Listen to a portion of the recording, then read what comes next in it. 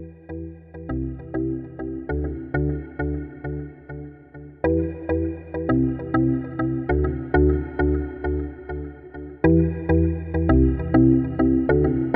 à tout le monde. Je vais donc vous proposer une introduction qui sera plus courte que les introductions que j'ai faites hier, pour une raison qui est que nous avons quatre contributions ce matin. Donc, c'est bien de laisser le temps qu'il faut pour ces contributions et pour les échanges. Et puis, deuxièmement, une autre raison, c'est que au terme de la journée d'hier, on a quand même progressé dans la connaissance de l'œuvre d'Hannah Arendt, aussi bien du point de vue politique qu'éducatif, et peut-être là, les propos introductifs se font moins importants. Il y a une progression donc cohérente depuis le début de ce colloque. Nous avons consacré une première demi-journée à la pensée politique d'Hannah Arendt, en particulier son travail sur le totalitarisme. Et puis ensuite, nous avons recentré notre réflexion en direction de l'éducation et en particulier de l'éducation scolaire. Et là, dans le troisième moment, au sein de cette réflexion sur l'éducation scolaire, s'introduit la question de l'autorité. C'est conforme à la pensée même d'Hannah Arendt, puisque c'est bien au sein de sa discussion sur l'éducation et sur l'école que Hannah Arendt pose la question de l'autorité. Même si, il faut quand même le rappeler, elle a consacré un autre article à l'autorité, de façon complètement indépendante là, de la réflexion sur l'éducation, un article qui s'intitule « Qu'est-ce que l'autorité ?» et qui est paru dans le même ouvrage « Between Past and Future », traduit donc en français sous le titre « La crise de la culture ». Donc dans cet ouvrage, on a à deux endroits différents une réflexion d'Hannah Arendt sur la question de l'autorité.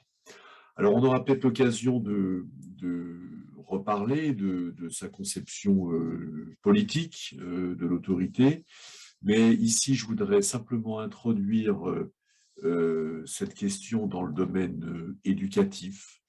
J'ai rappelé hier que quand Hannah Arendt a pris la parole sur l'éducation aux États-Unis dans les années 50, de façon publique, c'était pour intervenir au sein d'une discussion publique sur l'école américaine. On pourrait dire, même si cette discussion publique était moins évidente, qu'il y avait en parallèle ou rattaché à cette discussion publique aussi une discussion sur l'autorité. Et de la même manière que dans la discussion sur l'école, on pouvait distinguer de façon assez idéologique ceux qui dénonçaient les méthodes traditionnelles et ceux qui, au contraire, voulaient les restaurer. De la même façon, ici, on pourrait schématiquement distinguer deux camps.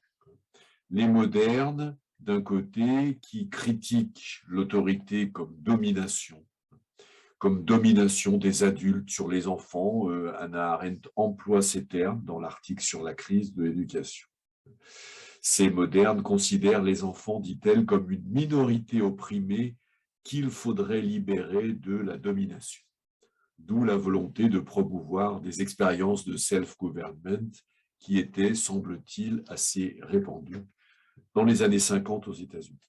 Et face aux modernes, on aurait donc les traditionalistes qui, au contraire, défendent l'autorité en dénonçant le laxisme et le laisser-faire du temps.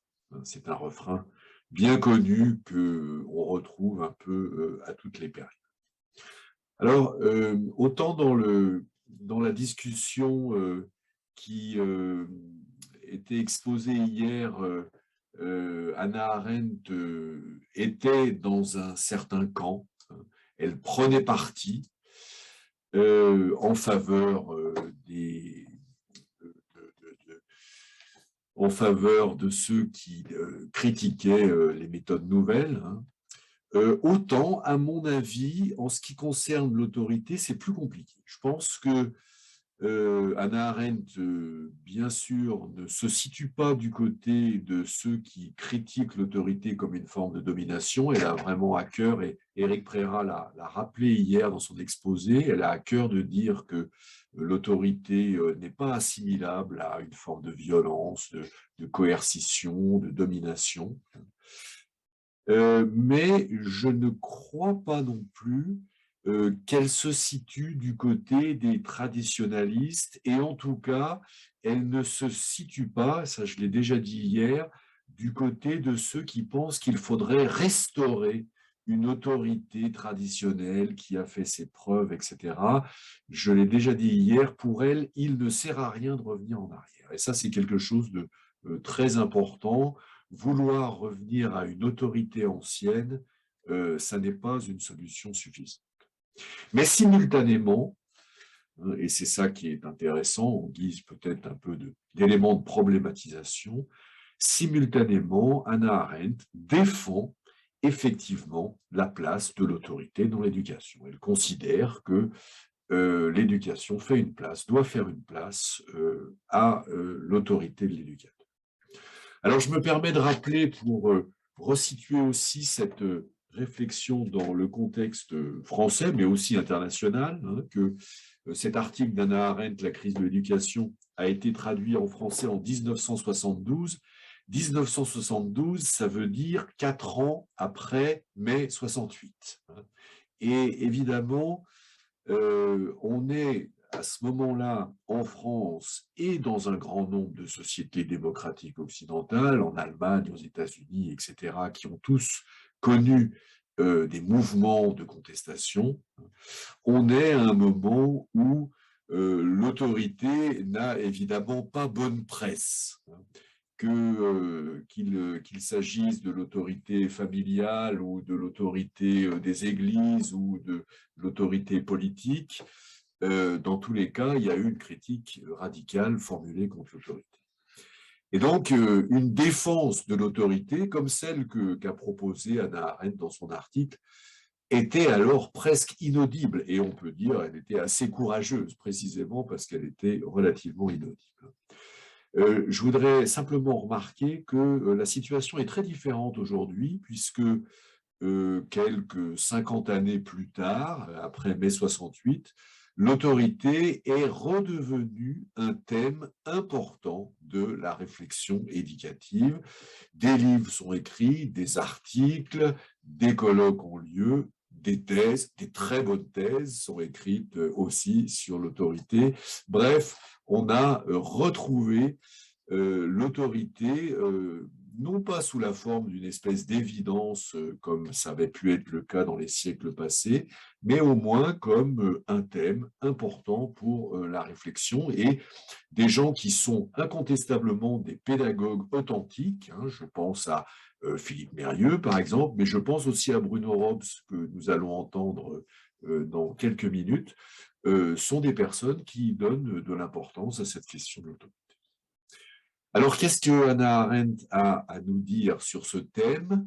Quel concept de l'autorité défend-elle si elle n'est ni en accord avec les critiques modernes de l'autorité, ni en accord avec la volonté traditionnelle de restauration de l'autorité? Est-ce qu'elle peut encore nous inspirer sur ce point? En guise de suggestion, avant de passer la parole aux communications, je voudrais introduire cette idée, ou simplement rappeler cette idée que pour Arendt, il y a une différence entre l'autorité et le fait d'être autoritaire, puisqu'elle écrit explicitement dans son article sur l'éducation que l'autorité est ce qui permet à l'enseignant de ne pas être autoritaire. Ce qui est évidemment quelque chose d'intéressant qui doit susciter la réflexion. Que veut-elle dire par là? Ce n'est pas une question très facile, mais on aura peut-être à la fin de la matinée des éléments des éléments de réponse à cette question. Voilà, merci de votre attention.